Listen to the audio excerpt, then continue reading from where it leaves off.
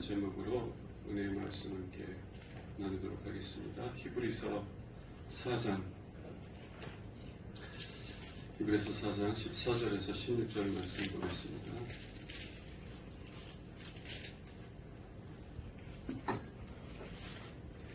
신약성경 356쪽쯤 됩니다. 히브리서 4장 14절에서 16절. 그러므로 우리에게 큰 대스장이 계시니 승천하신 이 곧 하나님의 아들 예수시라. 우리가 믿는 도리를 굳게 잡을지어다. 우리에게 있는 대제사장은 우리의 연약함을 동정하지 못하실 리가 아니요 모든 일에 우리와 똑같이 시험을 받으신 이르되 죄는 없으시니라. 그러므로 우리는 긍휼하심을 받고 때를 따라 돕는 은혜를 얻기 위하여 은혜의 보좌 앞에 담대히 나아갈지니라. 아멘. 오늘 우리가 읽은 본문의 말씀은 우리에게는 대제사장이 있다는 것이에요. 그리고 그 대제사장이신 예수 그리스도는 우리를 동정하지 못하실 분이 아니라는 거예요. 왜냐하면 우리와 똑같은 시험을 받으셨기 때문에 그렇습니다. 우리가 겪었던 모든 아픔들, 슬픔들 주님께서 모르시지 않으세요.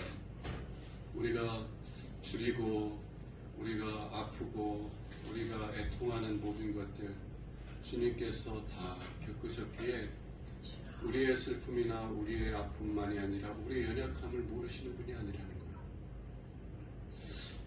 거예요. 오늘 새벽에 잠이 안 오는 거예요. 또 이제 하나님께 결단한 거는 잠이 안 오면 기도하라나 보다 라고 오늘 새벽 2시 한 40분경에 올라와서 또 기도를 하는데 기도를 하면서 제가 하나님 앞에 얼마나 부족하고 어리석은지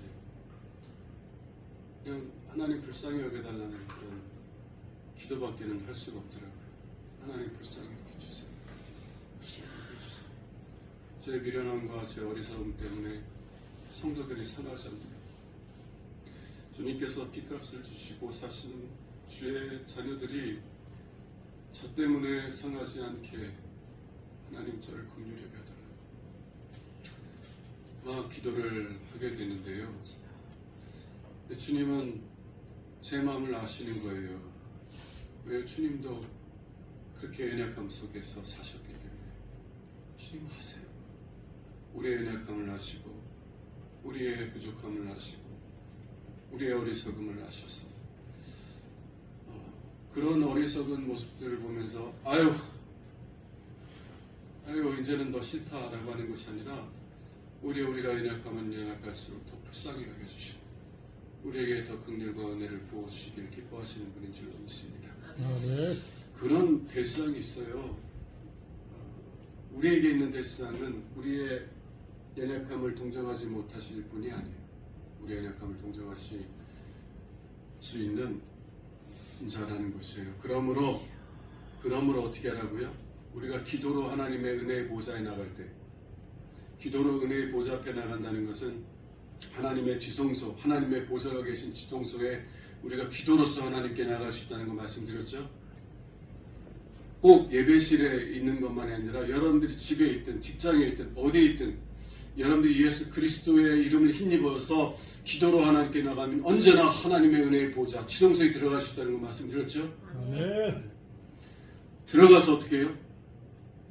때를 따라 돕는 은혜, 긍휼하신 뿐만이 아니라 때를 따라 돕는 은혜를 얻기 위해서 하나님께 기도로서 담대히 나가라는 거예요.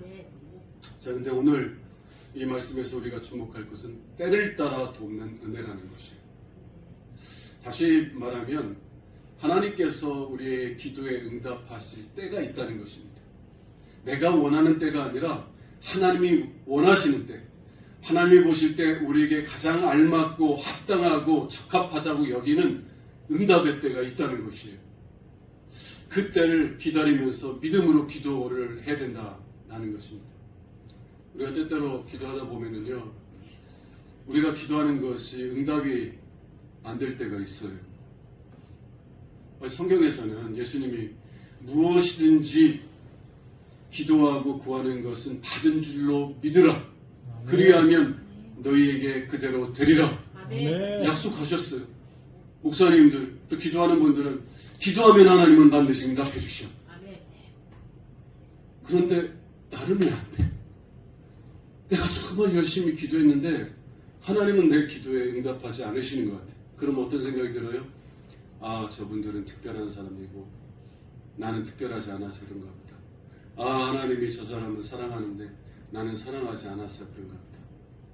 이런 생각이 들면 기도 계속 할 마음이 생겨요, 안 생겨요?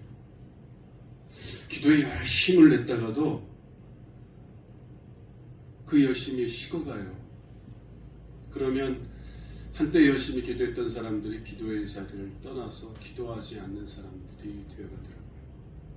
근데 여러분, 우리는 단순히 열심히 기도하는 것이 아니라 기도에 대한 믿음을 갖는 사람들이 되어야만 합니다. 기도에 대한 믿음은 뭐예요? 우리가 기도하면 하나님께서는 반드시 그 기도를 들으시고 그 기도에 응답하신다는 것을 신뢰할 수 있어야 돼요. 아멘. 아멘. 그런 믿음이 있어야만 계속 기도할 수 있는 거예요. 여러분들이 어떤 문제를 가지고 있든지 하나님께 기도만 하면 하나님께서 그 길을 들으시고 그 기도에 응답하신다는 이런 분명한 믿음들이 있다면 여러분들 기도 안 하시겠어요? 여러분들이 기도하다가 처음에는 열심히 기도하다가 정말 기도의 자리에서 떠나는 이유는 기도에 대한 믿음이 없어서 그래요. 기도에 대한 믿음이 분명하지 않아서 그래요. 하나님은 나의 연약함을 멸시하시는 분이 아니야. 하나님은 우리에게 있는 대제사장 예수 그리스도는 우리 연약함을 동정하지 못하시는 분이 아니에요.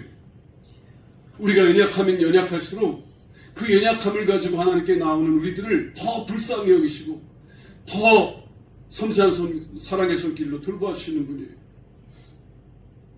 그리고 우리가 그러한 연약함 속에서 하나님께 나가면 반드시 우리의 기도를 응답하시는 분이라는 믿음이 흔들리기 때문에 기도의 자리에서 떠나는 거예요. 우리가 기도 열심히 하는 것보다요, 기도에 대한 믿음을 굳건히 붙잡아야 될 줄로 믿습니다. 아멘. 하나님은요, 반드시 응답하세요. 아멘. 그럼에도 불구하고 우리가 하나님의 기도의 응답을 받지 못할 때 이렇게 마음이 힘든 것은 때로는 이 하나님께서 우리가 원하는 방식이 아닌 방식으로 우리에게 응답하실 때가 있고 우리가 원하는 때가 아니라 하나님께서 보실 때 적합한 때에 우리의 기도를 응답하시기 때문이라는 거예요. 여러분 자녀를 키우다 보면 자녀가 원하는데 다 해줘요, 안 해줘요? 자녀에게 유익하다고 생각하면 여러분은 밥 못 먹어도 여러분들은 사고 싶은 거 못 사도 자녀를 위해서는 아낌없이 그걸 사줄 거예요. 만일 여러분의 자녀가 엄마, 나 정말 공부 잘하고 싶어서 좀 학원 좀 갔으면 좋겠어. 우리 집이 형편이 어렵다는 건 아는데 나 혼자 이렇게 막 공부하려 했더니 도저히 안 돼요. 엄마, 나 수학 학원 좀 보내줘요. 그럼 여러분들, 야, 내가 뭔 돈 있다고 수학 학원을 보내줘? 남들은 학원 안 가고도 공부 잘하더라. 학원 안 가고 공부 못할 것 같으면 때려쳐! 일어나요? 아니요. 어떻게든지 내가 밥을 한 끼 먹는 한이 있더라도 주머니에 돈을 다 털어서 학원 보내줘. 근데 때로는요, 자녀들이 특히 이제 남자 중학생, 고등학생들이 그런 요구들을 많이 해요. 아빠, 나 오토바이 사줘요. 제가 착해 보이지만요, 고등학교 1학년 때 아버지 몰래 오토바이 끌고 나가서 몰고 다니다가 파출소에 잡혀갔어요. 주변 사람들이 시끄럽다고 학교 이제 초등학교 그 운동장에서 방방방방 거리고 막 타고 그러니까 주민들이 시끄럽다고 신고해서 경찰한테 잡혀가지고 저희 아버지가 파출소에 이렇게 잡혀있는 저를 불кра미 보시더니 그냥 데려갔어요. 아무 말씀 안 하시더라고요. 중학생, 고등학생 남자들 오토바이 얼마나 타고 싶어요. 그러면 그 자녀가 오토바이 사달라면 사줘야 안 사줘요? 비싸죠. 사시면 큰일 나요. 네, 큰일 납니다. 그리고 자녀를 사랑하기 때문에 응답하지 않는 것들이 있어요.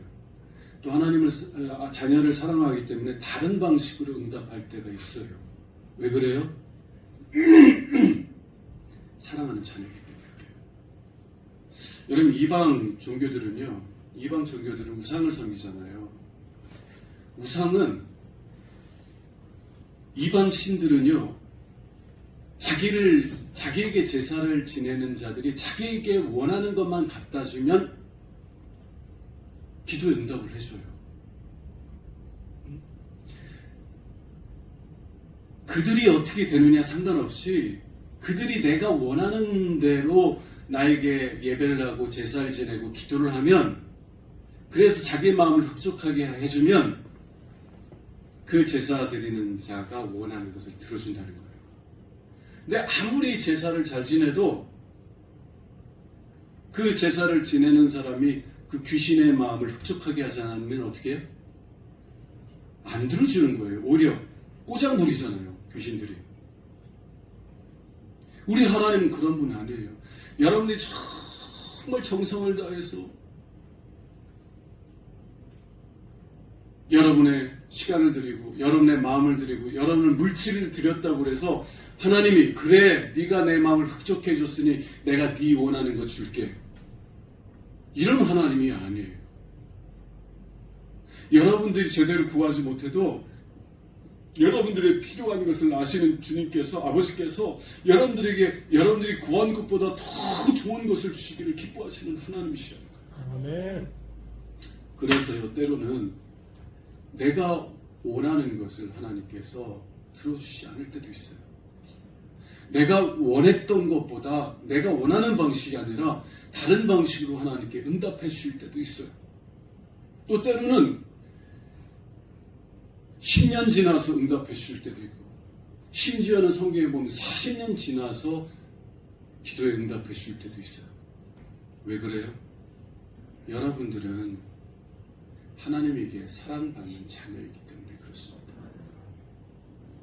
그것을 좀 이해해야 돼요. 오늘은요, 하나님께서 합당하시다고 여기는, 우리에게 복되다고 여기는 때에 기도에 응답을 해주셨던 세 가지 이 구약의 사건들을 이야기를 할 겁니다.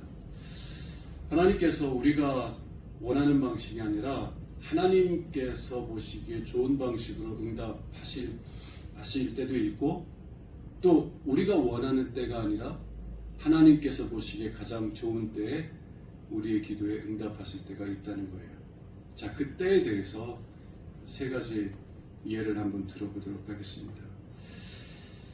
이삭의 예예요. 이삭이 하나님께서 약속하신 때가 되었을 때 아브라함에게 태어나게 되었다는 그런 얘기 잘 아시죠?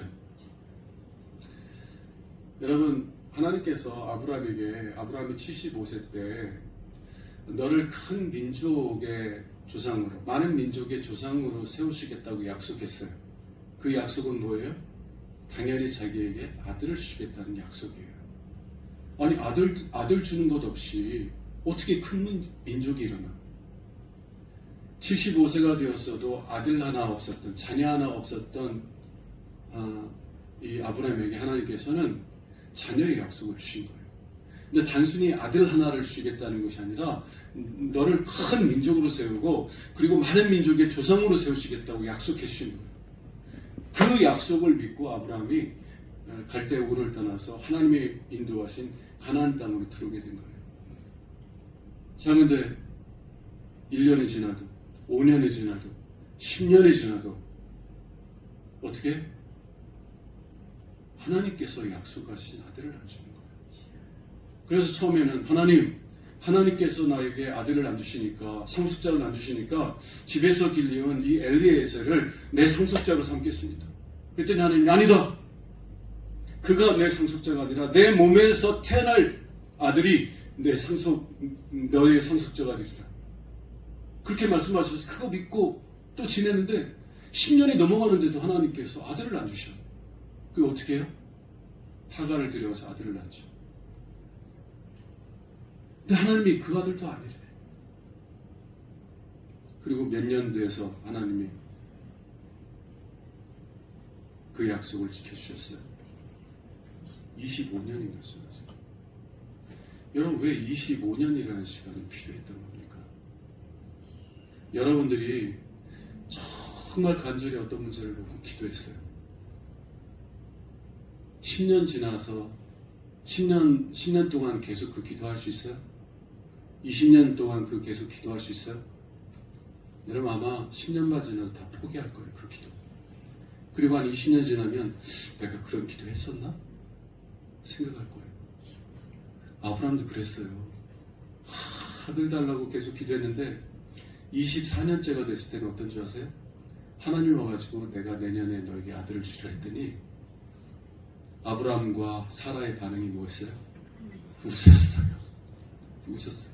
아브라함도 하나님 앞에 엎드려서 아이고 하나님 이스마엘이나 하나님 앞에 살게 해주세요. 웃었어요. 사라도 장막 뒤에서 하나님의 그 약속의 말씀을 듣고는 웃었어요. 아이고 생기도 끝난 내가 갱년기도 훨씬 지난 내가 뭐 아들이야. 웃었어요. 그게 뭐예요? 기도한 것도 다 까먹고요. 더 이상 기도도 하나 했던 거예요. 근데 하나님께서는 25년째가 됐을 때 아브라함의 기도를 응답하시고 약속하신 아들을 주셨어요. 왜 25년이 되었을 때였을까요? 성경의 말씀은 뭐냐면 하나님께서는요 아브라함이 믿음의 사람이 되기를 원하셨다는 거예요. 믿음의 조상이 되기를 원하셨다는 거예요. 여러분 어떻게 우리가 믿음의 사람이 됩니까? 아브라함이 아직 힘이 있을 때는요 하나님이 약속하신 것을 내가 도와드리겠다. 하나님께서 아들을 준다고 그랬으니까 그러니까 내가 하갈을 들여서 아들을 낳아야 되겠다. 하나님께서 하시는 일을 내가 협력하여서 도와드리겠다. 하나님 앉아 계세요. 내가 하나님을 위해서 많은 일들을 할게요. 아브라함은 누구를 신뢰하고 있는 거예요? 하나님을 온전히 신뢰하는 것이 아니라 자신의 능력을 신뢰하고 있는 거예요. 여러분 자신의 능력을 신뢰하는 만큼 우리는 하나님을 신뢰하지 못해요. 우리가 창립 1주년 감사예배 때 어떤 찬양을 불렸어요? 은혜 아니면 은혜 아니면. 여러분 하나님 나를 신뢰하는 것이 아니라 하나님을 신뢰하는 사람들, 내 능력을 의지하는 것이 아니라 하나님의 능력을 의지하는 사람들은요 내가 지금까지 돌아온 삶을 보면서 이거 봐 내가 이렇게 성취했어라고 말하지 못해요. 뒤돌아보니까 다 하나님의 은혜였구나. 아멘. 고백하게 되고 또 앞으로의 삶도 내 능력이 자꾸 쇠잔해 가니 내가 앞으로 어떻게 살아야 되나 염려하는 것이 아니라 지금까지 나를 은혜 가운데 인도해 주신 하나님께서 앞으로도 이 은혜 가운데 인도해 주실 것을 감사합니다. 고백하게 되는 거예요. 여러분 어떻게 그런 고백을 해요? 내 능력을 의지하는 것이 아니라 하나님의 능력을 의지하게 될 때, 나를 신뢰하는 것이 아니라 하나님을 신뢰하게 될 때. 여러분 이제 아브라함이 99세가 되었을 때 하나님께서 다시 찾아오셔서 내가 내년에 너에게 약속한 대로 아들을 주리라 그랬더니요 처음에는 아브라함이 웃었지만 하나님의 그 약속의 말씀을 신뢰했어요. 어느 때 신뢰했어요? 자기 몸은 죽은 것 같아서 사라의 몸도 죽은 것 같아서 더 이상 아이를 낳을 수 없을 때, 더 이상 자기 자신의 능력을 신뢰할 수 없을 때 그는 하나님의 약속을 신뢰하는 자가 되었어요. 그리고 그때 하나님께서 약속하신 것을 이루어주는 거예요. 자, 하나님은 뭘 주시기를 원하는 거예요? 단순히 하나님께서는 아들을 주시기를 원하는 것 아니에요. 아브라함은 처음부터 아들만 원했어. 하나님 원하는 게 아니라.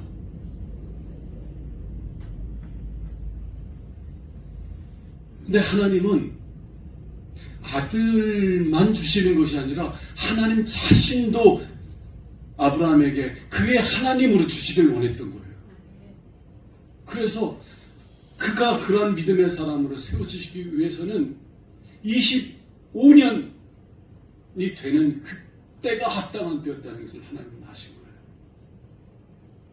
물론 아브라함은 많이 답답했겠죠.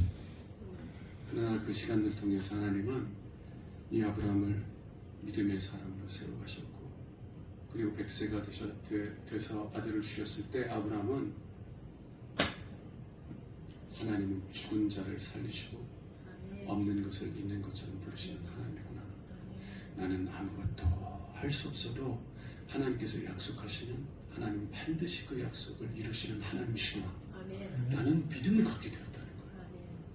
그리고 그런 믿음을 갖게 되니까 하나님께서 이삭을 번제로 바치라고 말씀하셨을 때 주저하지 않고 이삭을 하나님께 드릴 수 있었던 거예요. 왜?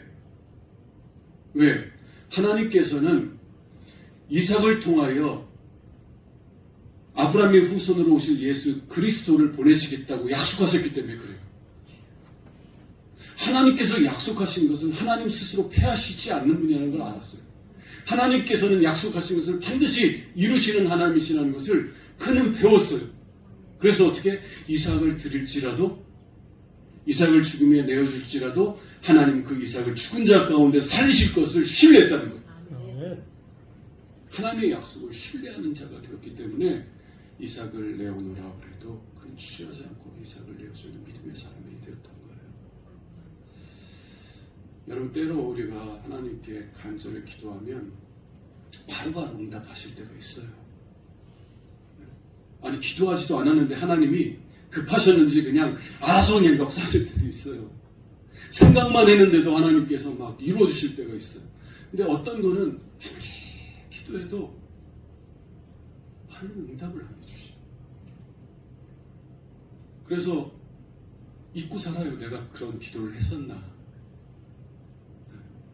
근데 나중에 보니까 하나님께서 그 기도하신 것을 잊지 않으시고 응답해 주시더라. 왜요? 하나님, 우리가 우리 자신의 능력을 신뢰하는 자가 아니라 하나님의 약속을 신뢰하는 믿음의 사람으로 세워주시기 위해서였다는 것입니다. 한 가지만 더 말씀드릴 시간이 많이 가니까, 요셉 기억하세요?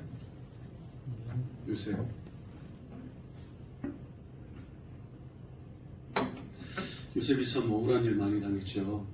형들한테 팔려가지고 애굽의 노예로 끌려왔을 뿐만 아니라 이제 보디발, 바로의 신하 친위대장이었던 보디발의 집에 노예로 팔려왔는데, 그곳에서도 억울한 누명을 쓰고 이제 왕의 감옥에 갇히게 되었잖아요.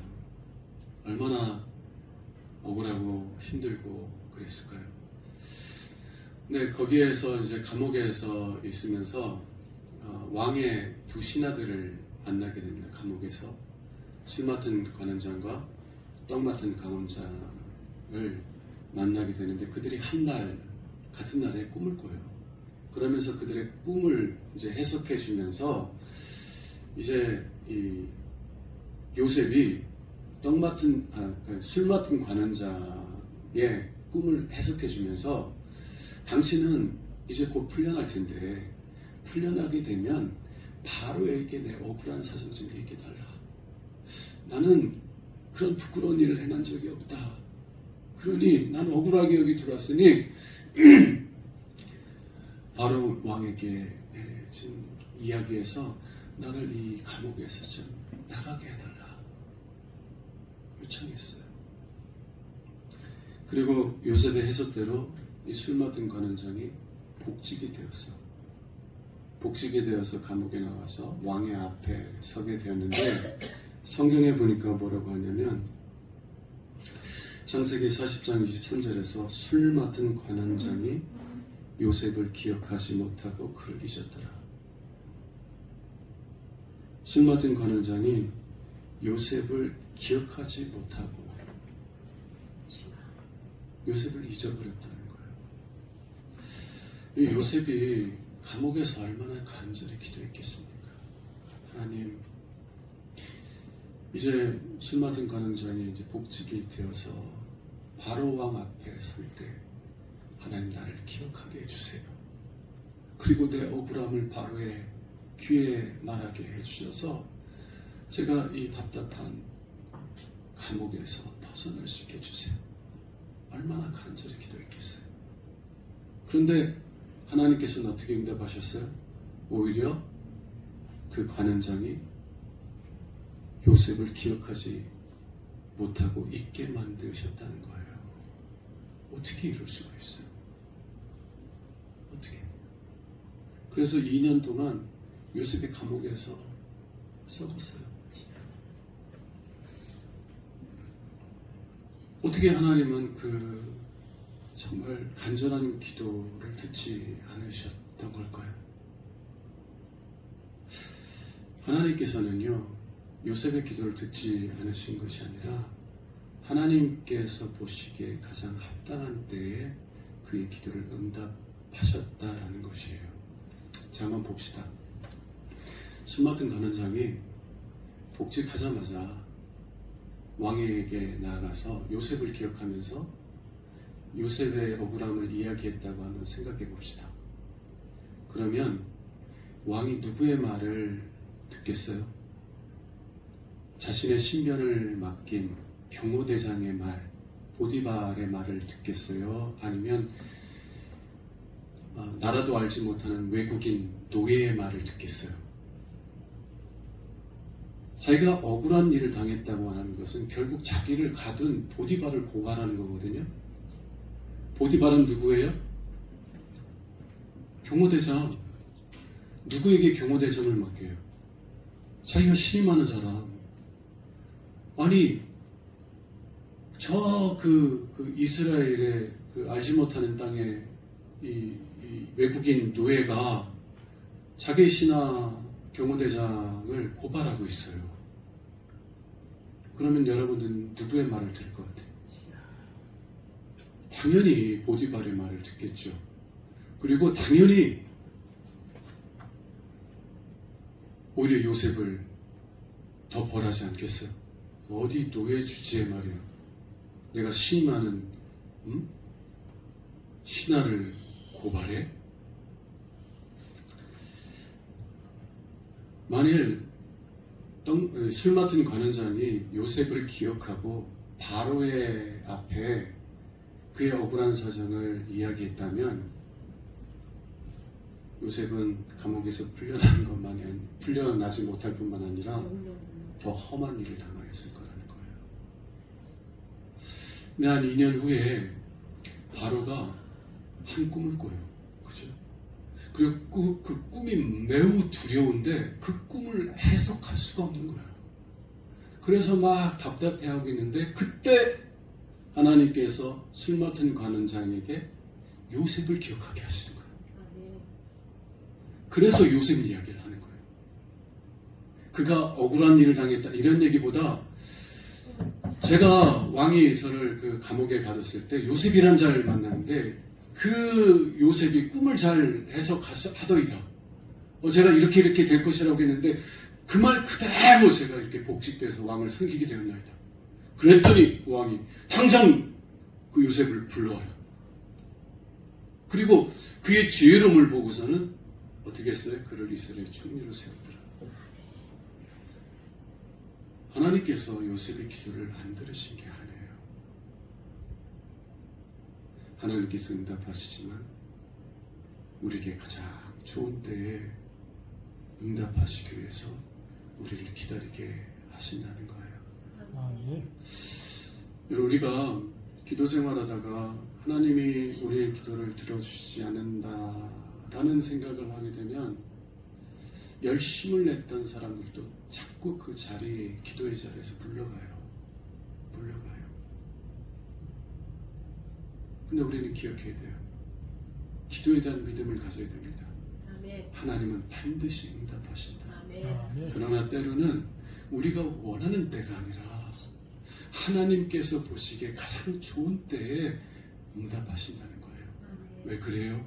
하나님은 단순히 우리에게서 정말 어떤 것을 하나님이 원하시는 것을 받기를 원하는 그런 주인이 아니라 우리가 정말 복의 사람, 아브라함과 같은 복의 사람이 되게 해주기 위해서 우리가 정말 하나님의 형상을 닮은 하나님의 자녀들로 성장하게 하기 위해서 때로는 아브라함처럼 기다리게 하시고 때로는 요셉처럼 기다리게 하신다는 거예요. 그 기다림 속에서 하나님께서 정하신 때가 이르러야만 우리가 믿음의 사람으로 아브라함과 같은 믿음의 사람으로 요셉과 같은 축복의 사람으로 세워주실 것을 하나님께서 아시기 때문에 하나님께서 정하신 때에 우리의 기도에 응답해 주신다는 겁니다. 그런 믿음을 가졌으면 좋겠습니다. 하나님은 반드시 응답하신다. 아멘. 그러나 때로는 내가 원하는 때가 아니라 하나님께서 보시기에 좋다고 여기는 때에 우리의 기도를 응답하실 것이다. 그러나 중요한 것은 하나님께서는 기도에 반드시 응답하신다. 아멘. 이런 믿음을 갖고 있을 때 우리가 좀 기도에 응답되지 않는다고 낙심하는 것이 아니라 계속 기도의 자를 지키면서 믿음으로 기도하게 될 줄로 믿습니다. 아멘. 그리고 하나님의 응답을 받고 하나님을 찬송하는 여러분 되시기를 주님의 이름으로 축원합니다. 아멘. 370장 함께 부르고 우리 합심해서 기도합시다.